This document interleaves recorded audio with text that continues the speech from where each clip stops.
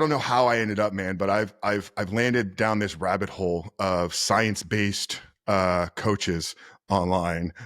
These young kids that, look like they couldn't beat their way out of a wet paper bag on there talking about 2 reps or 2 sets is prime. And it's like, dude, your nervous system isn't primed to get out of like those 2 sets what you and I can get out of 1 rep.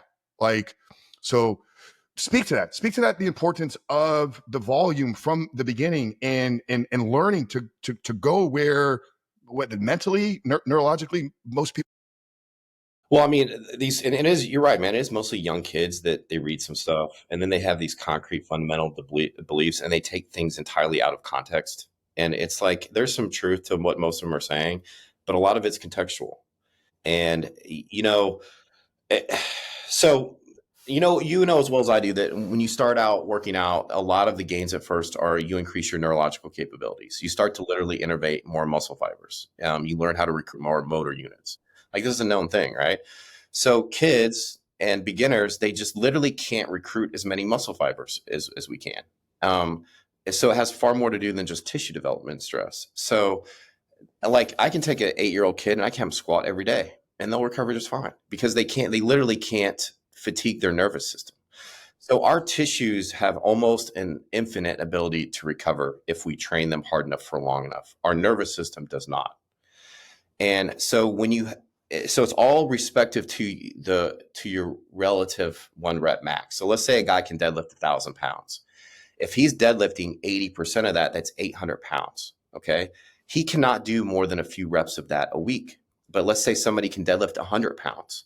80% of that is 80 pounds. I could literally have that person deadlift 80 pounds over and over again relative to their 1 rep max, and they can recover because the neural drive and neural demand is just night and day different.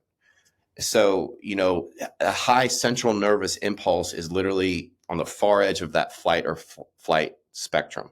It's not meant to be a daily thing, especially once it's developed. So when we train hard and long, we build the capacity to overtrain very easily because we built this enormous generator, right? That just puts out these strong signals and we can wear ourselves down. So as you age in training, a higher and higher percentage of your volume needs to be lower intensity, because you're able to tap into stuff that beginners just aren't.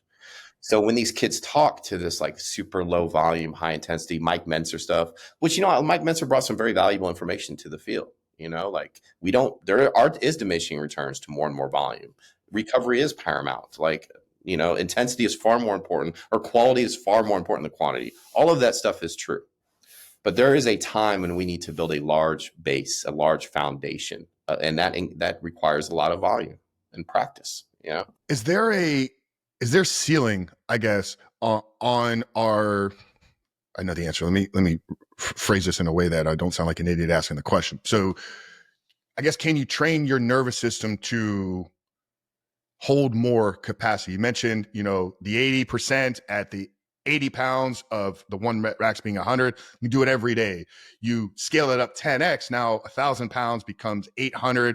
Like, can you train that person to where they can recover quicker from the 800, like the nervous system capacity training? Yeah, you absolutely can. And I think it was the Bulgarians did this with their lifters. But is it worth it?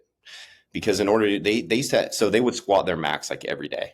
But in order to get there, they would have to go through what's called the dark period, which is like they would talk about it. It's like 2 years of misery.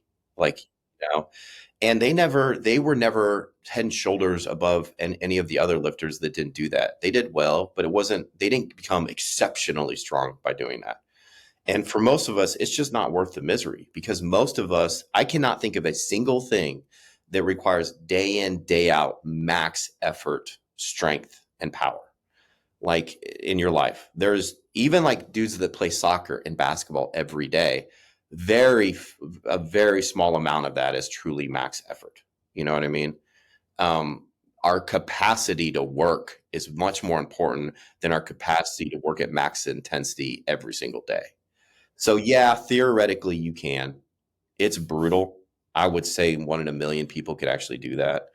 And it's just not worth it. Like your body can literally adapt to anything. but is that adaptation worth it? It will take over your life for 2 years and you will be fucking miserable. Yeah, I did Smolov about 12 years ago. I was at 500 max squat already. I was never a power lifter. Like, I was a bodybuilder that enjoyed power building training. So I was always like, I wanted to have big numbers in the gym, but they were like the most important. The time I was one rep in 500, I was like, oh, I think I can get to 6. And I'm like, I want to do it quickly, like crazy. Like, this was just the mindset of me in my early 30s. I'm like, I'm just going to do whatever it takes.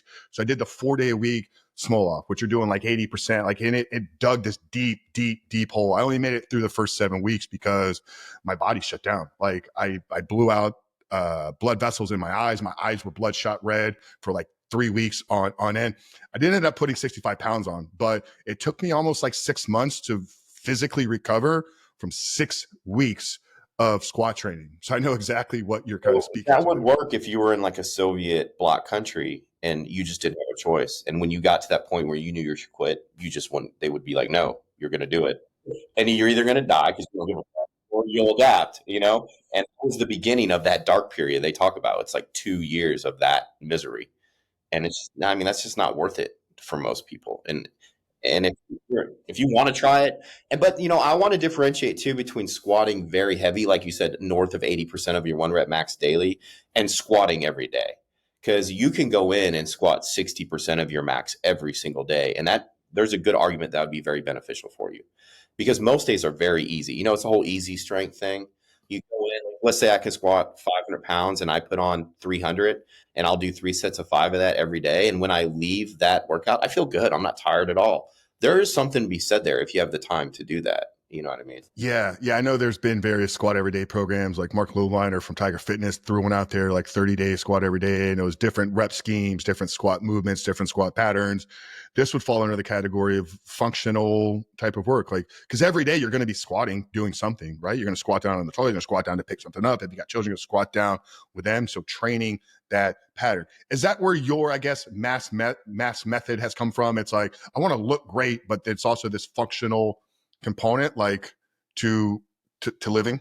A little bit. So I do nod to the fact that people want to look good too. So there's a lot of hypertrophy work in there. So you know, I divide my workouts into slow. So which is tissue prep. So I believe the warm up shouldn't be like fast, high rep. I believe it should be isometrics and slow movements through that range of motion. So slow and then flow. And flow is more the movement patterns that we talked about, getting things to move in sequence. Slow, flow, go. The go training is like the athletic movements, like the snatches and the jumps and the athletic type stuff that builds athleticism. But that go segment does have some hypertrophy and strength benefits as well. And then after that, it's the grow segment. And what I mean by grow is grow strength. So that's the heavy basic compound movements to build functional heavy strength, like squats, deadlifts, heavy bench press, things like that. And then at the end, it's just the show. So it's like that's the auxiliaries. And so it's not revolutionary. It's just I segment things to help people comprehend it a little bit better. So it's just slow, flow, go, grow, show. And all of my workouts are pretty much arrayed a little bit like that. And then I don't believe that you have to like avoid muscle groups. So a lot of people, like, let's say they did legs one day, they're just afraid to run or jump or do anything the next day. They don't want, they believe that muscle needs to just be babied. And I don't baby muscles. Like, I'm not going to avoid those muscle groups. Like, they're going to work the next day, as part of other stuff that we're doing. And yeah, you'll be really sore at first. That kind of stuff you can adapt to, because I developed something called undulating neural loading. Like Charlie Francis, he used to be the high-low guy. So high neural load, low. And that worked well for track athletes. But I believe there's things we can do to enhance certain systems and functionality that don't have a high neural demand that we can do while our nervous system recovers. So we have to separate things that are very demanding for our tissues and feel very hard, but actually are just moderate or low as far as your neurological demand goes. So you can do 2 all-out 100-meter sprints one day, and that is a very high neural load. Your nervous system will take a hit from that. You can go out and do a 5-mile run, which is very hard. You're breathing and you're tired. Your nervous system takes about the same hit from that 5-mile run as it did from just 200-meter all-out sprints. And people can't but the 5 mile run is much harder on your tissues and your cardiovascular system. So people can't separate neural loading with tissue loading. And so my system, it's undulating because your nervous system takes a few days to recover. So I'll stack a lot of the high neural demand stuff early in my microcycle, which is like 7 to 10 days. So it's like moderate, short, very high, long and high, which is like my leg day, and then moderate, and then it'll be like very low, low, and then so it just gives your nervous system 4 to 5 straight days to recover. But during those days, you're still working. You're just kind of avoiding very high neural load activities. So very high neural load activities are max effort Olympic lifts, max effort sprints, max effort plyometrics, things like that, where a very small dose will have a very large impact on your nervous system, even if you don't feel very tired, like physically afterwards. And then moderate loading is like bodybuilding style compound lifts, like especially for your upper body. So if you do very heavy squatting, that's a high neural load.